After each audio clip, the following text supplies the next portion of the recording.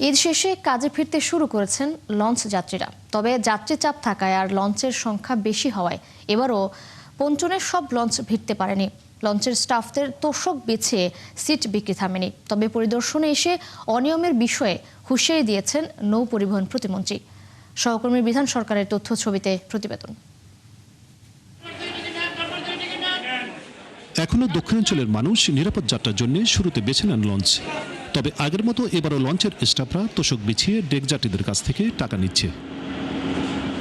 এতে যাত্রীদের ভাড়ার পাশাপাশি বাড়তি টাকা দিতে হচ্ছে।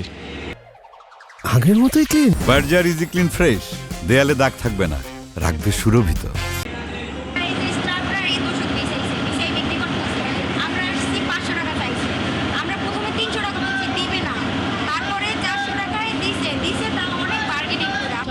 সবসময় আমরা লঞ্চেই আসি।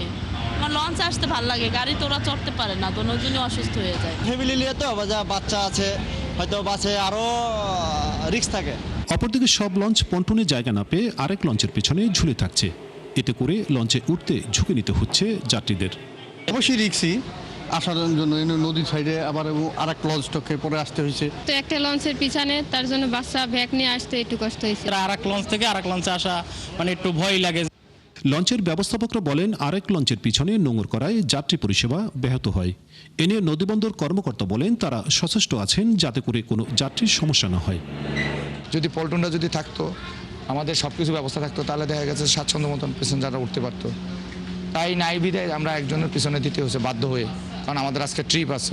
আমরা সর্বোচ্চ সজাগ রয়েছি এবং আমরা কখনো অভিযোগ পেলে অবশ্যই আমরা এর বিরুদ্ধে কার্যকর পদক্ষেপ গ্রহণ করব। আর নৌপরিবহন মন্ত্রণালয়ের প্রতিমন্ত্রী নদীবন্দর পরিদর্শন করে যাত্রীদের সাথে কথা বলেন। তিনি বলেন, যাত্রীদের নিরাপদ যাত্রা তাদের একান্ত কাম্য।